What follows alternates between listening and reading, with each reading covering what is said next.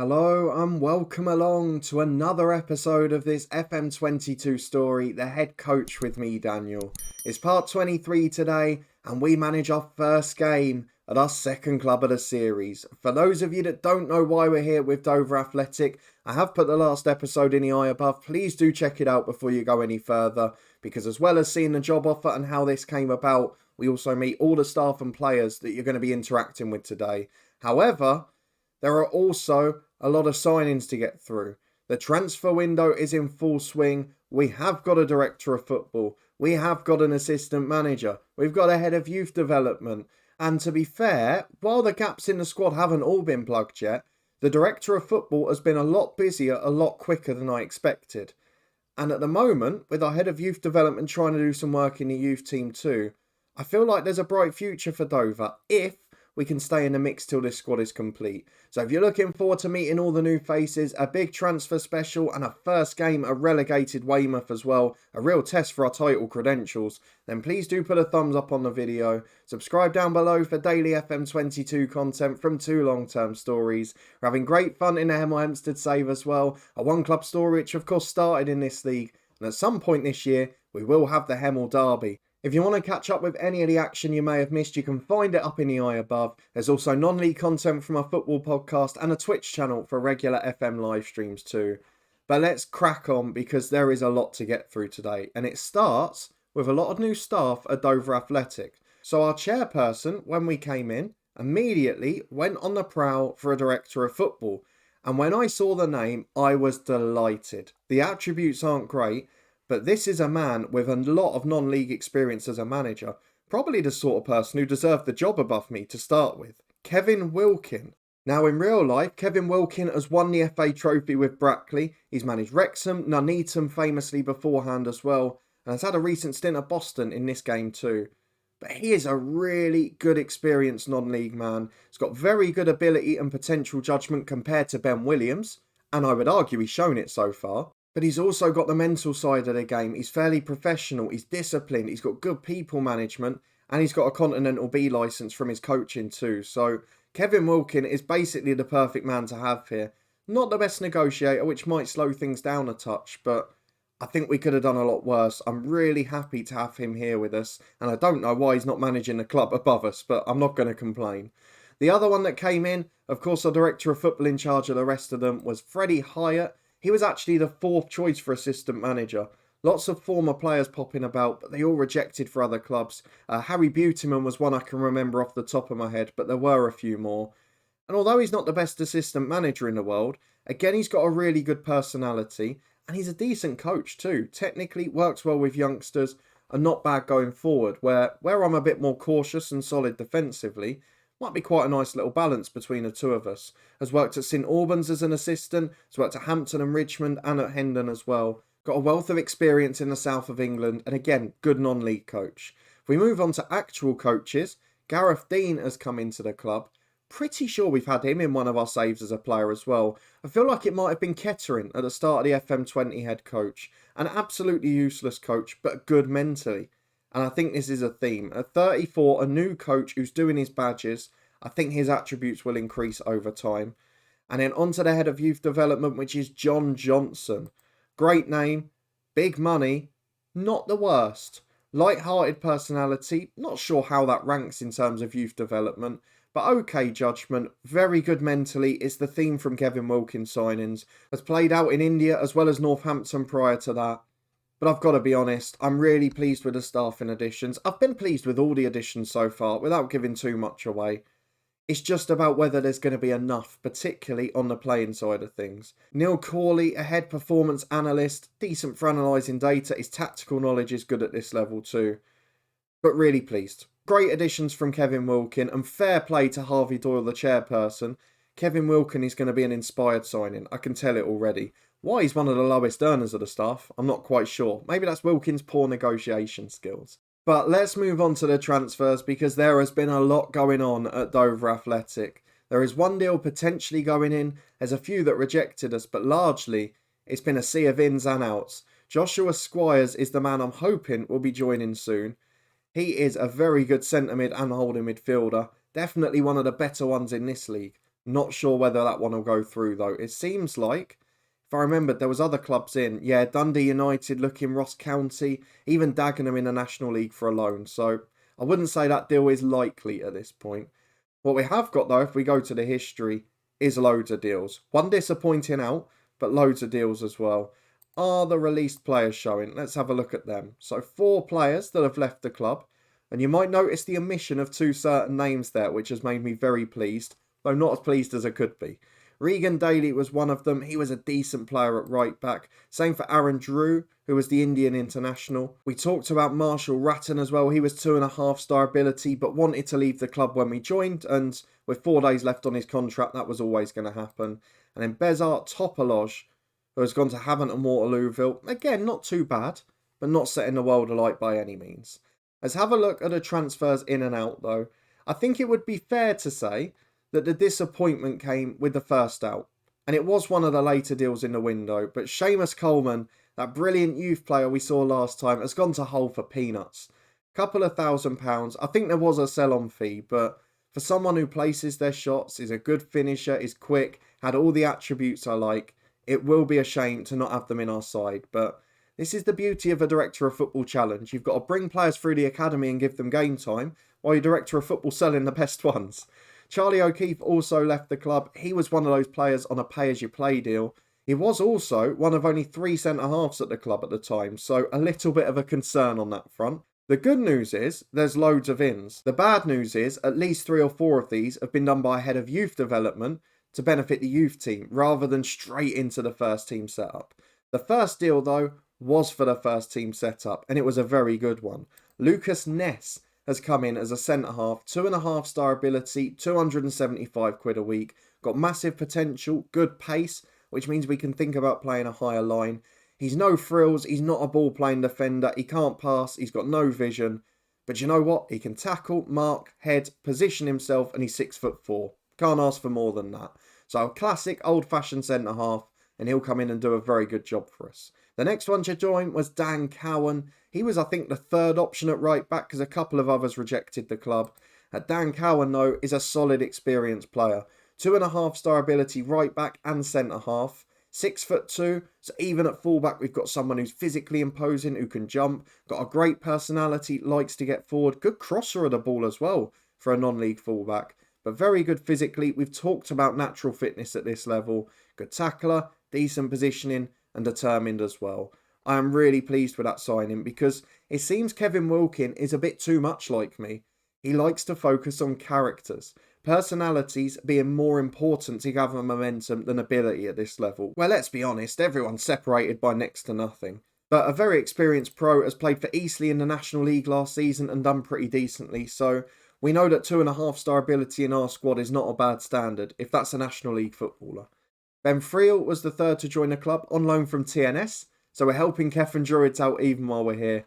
Kevin Wilkin has got in, I think, a pretty solid centre midfielder. He's not the best technically. He's not got any standout attributes. Good first touch, decent in the tackle. But again, good determination, loves to get forward, and is exceptional physically. At 23 years of age, we've got ourselves a proper box-to-box midfielder at this level. Played a good season for TNS, has had a youth academy spell at Walsall in England, and he comes back as a player that should be able to do 2 or 3 games a week with that fitness. He's quick, he's strong. Again, only 5'9", but a good jumping reach. I'm so pleased with those early signings, and the fact they're 2.5-star is a real good sign for me. Paul Jackson was the first of the head of youth development signings, 17-year-old Bosnian from Concord, but a good passer of the ball, maybe one for the future. Not going to play for now, let's be honest. The second one was Steve Chang. He is another one of those under-18s, 17 years old from Boreham Wood. A striker with 2 for finishing, not really my cup of tea, but tall, good in the air in terms of jumping reach. Might have some ability later down the line, maybe as a wide target man or something like that. The next one was a first team addition though, Jaden Sweeney, 22-year-old left back, as I've just given you a glimpse there. Probably the one with the worst personality as such. It's only balanced, he's not the most determined, but we should have the players to make a mentoring group here. Played 1 season for Concord, played a game for Leyton Orient in the Football League, and 10 games for Dover. Was he here before then? I was on loan last season. So Kevin Wilkin using the experience of the club, which is a great idea.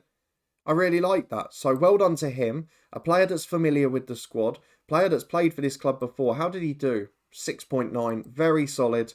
Good tackler. Again, natural fitness and stamina are excellent. Decision making, anticipation, all of the key stats are very good. Not the most aggressive, not got a great cross on him. So going forward, we might struggle a bit.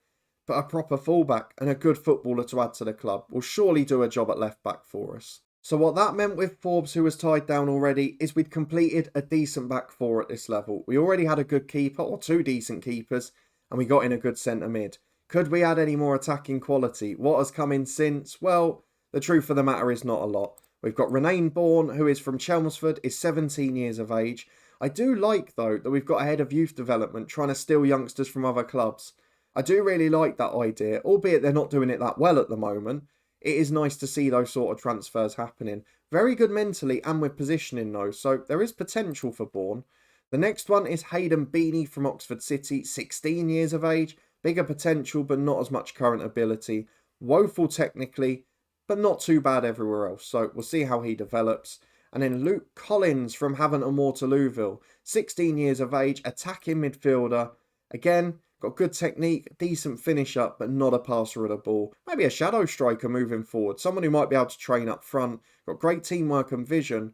Just not really got that technical quality to match it. So that's where we are at the moment. I think it's fair to say Kevin Wilkin has prioritised good personalities and good defenders. And to be honest, to give me a solid back five and get them gelled in as early in the season as possible, I can't complain. What we've got to have now is two or three, like Squires, if we can get someone of that ilk in, who can just improve us going forward. However, there are a couple of positive bits of news on that front which will help us. We have a look at the squad. The two star players that were out of contract last year, which were Ola Adebomi and also Ryan Hansen, the holding midfielder, are both still at the club. Now, it was only a few days ago, I think, that Ryan Hansen, I'll go back and prove how wrong I am there. If we just scroll down here, there it is. It was only 2 weeks ago. Ryan Hansen has signed a new 3-year deal at the club. Kevin Wilkin getting him down and on a lower wage as well than he was asking for at the end of the last contract, because we got one of those messages to say we couldn't agree terms with him. And I had to say to the director of football, just walk away, because he was asking for about 650 quid. But Kevin Wilkin's got him tied down for not much more than he was earning before.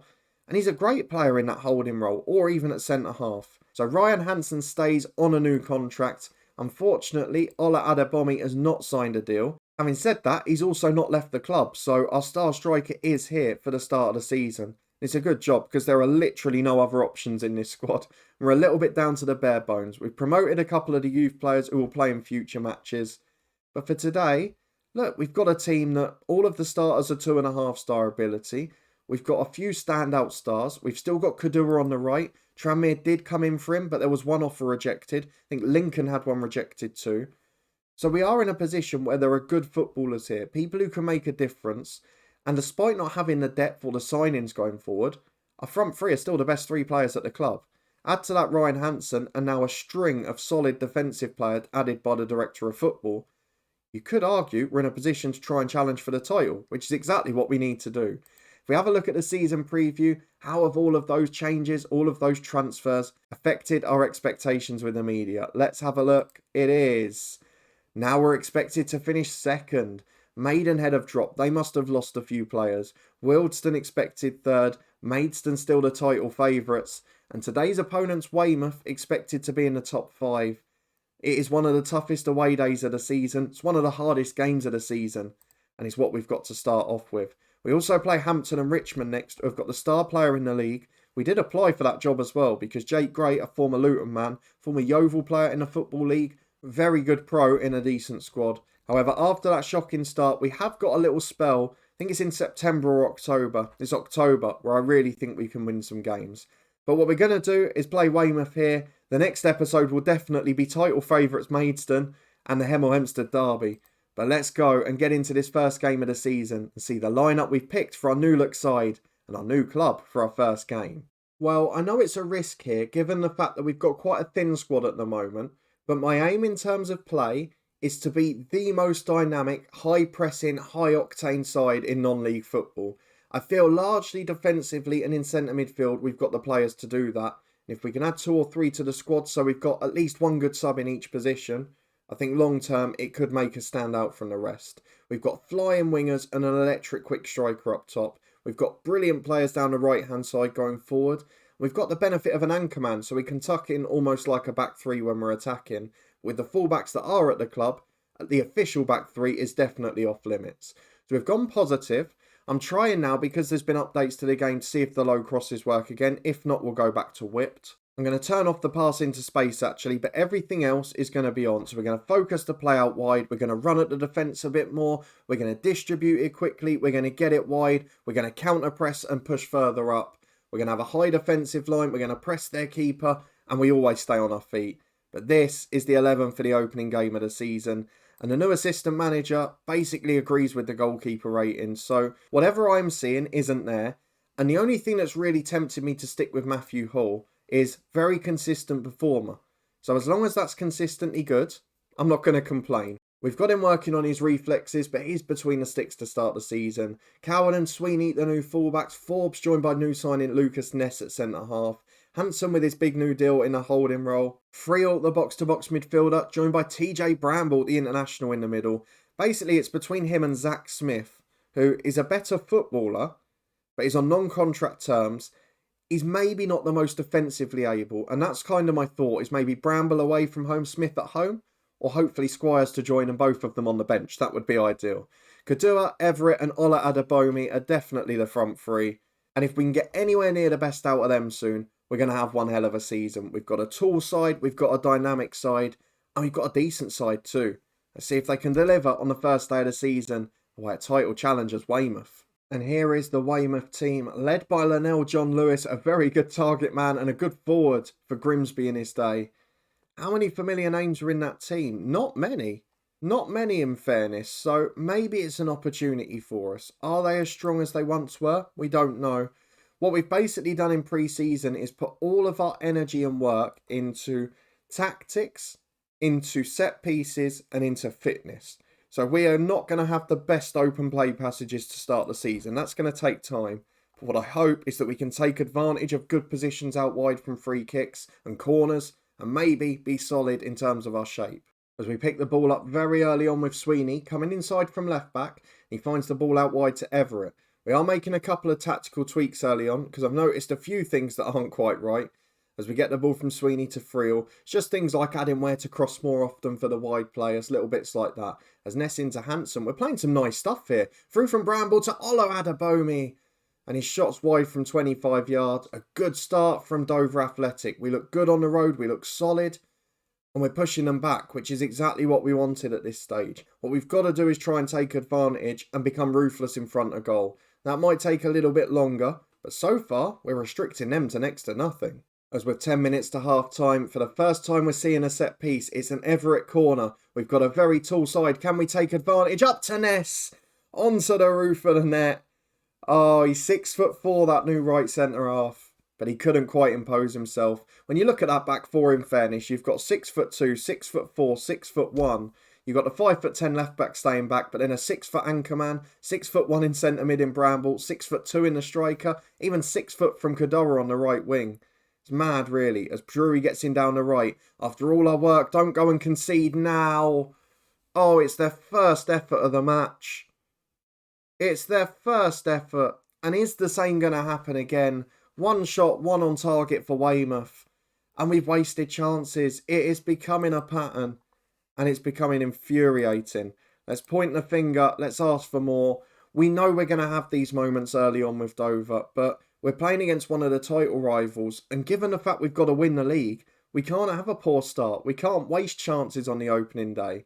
12 shots, 5 on target, lots of good opportunities, but we've not seen anything that's really threatened the goal. What on earth do I do about it? I don't know whether to put the work ball into the box on, because I don't know that it's the right thing for us here.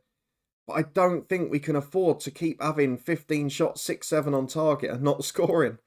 I don't think that's a possibility for us in the long term.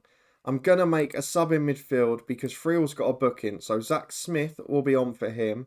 He is 5'11" and decent in the air, so it doesn't matter where he plays. What we're going to do with Smith, we'll leave him box to box. It'll be fine.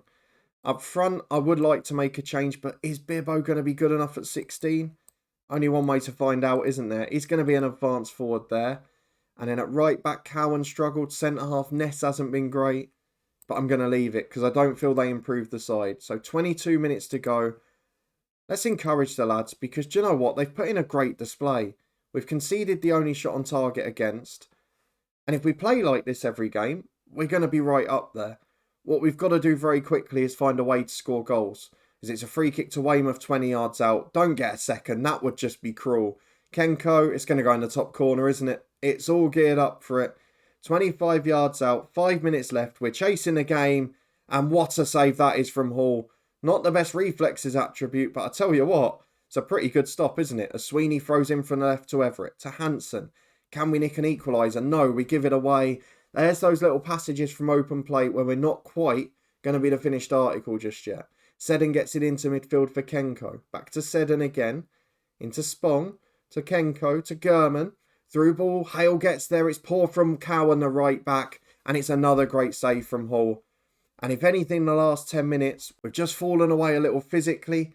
We're going to have to drop back to positive because since we've gone attacking, we've been awful. And we'll see if Kenko, after 10 minutes of time wasting, will eventually deliver this corner. Headed away by Ness. Biro flicks on, but nobody's going to get there. It's such a shame because we played really well for the most part. But there's a lot of work to do because 15 shots, 8 on target, no goals. It's not good enough. It probably reflects the fact, doesn't it, that our director of football has brought in a lot of very solid defensive players and maybe not quite made those improvements going forward. So we are going to struggle for consistency early doors, but anything other than winning a league, and we're probably going to get sacked from this job. We can't afford a poor start. We need some quick action. We could do with Squires coming in pretty quick. Let's go and have a look at the schedule for when we're next going to be back. But a disappointing start result-wise, maybe not so much in terms of performance. Well, look, an opening day defeat, but certainly nothing to be too worried about. We've faced one of the promotion favourites, one of the sides relegated from the National League, and we outplayed them despite losing 1-0. So if we can get this team gelled, there are good signs ahead. The problem is we've got quite a tricky start. We face Wealdstone, the first Monday bank holiday. They're another side that have come down. We face Maidstone, relegated and predicted to be champions by the media in the middle of September. And then, of course, it's the Hemel Hempstead game, which I'm going to have to show. We've got arguably a couple of easier months coming up from the Hemel Hempstead point onwards, but that's going to be mixed with the FA Cup coming in. We've got the pressure of trying to reach the first round, the pressure of trying to make it work financially for Dover. So there are a few things to juggle here. We knew this was a risk, but I think the signs are promising, and I'm trusting Kevin Wilkin to give us the squad to compete. We've just got to get enough results to hang on in there early doors. So the training ground is going to be busy. We are going to be back in middle of September. We've got Maidstone, the title favourites at home. The media's title favourites, that is. And then Hemel Hempstead away. We've got to show it because we're managing them in a one-club story. If you've not seen that, you can see it in the eye above. A massive thank you for your support as always. If you did enjoy the episode, please do put a thumbs up on it. Let me know in the comments what you think of the Director of Football's work. And of course, what you thought of the performance and result against Weymouth. I'm certainly not as panicked as I could be at this point. If you want to stay up to date with everything, please do subscribe down below and turn that notification bell on. This one will be back in a couple of days at 3:30. In the meantime, there's an episode from a Hemel Hempstead, our one club story, in the usual slot of 3:30 tomorrow. But a massive thank you for watching. Your continued support as always. It is greatly appreciated. And I'll see you next time for another big episode with Dover, as we've really got to start picking up results. I'll see you there.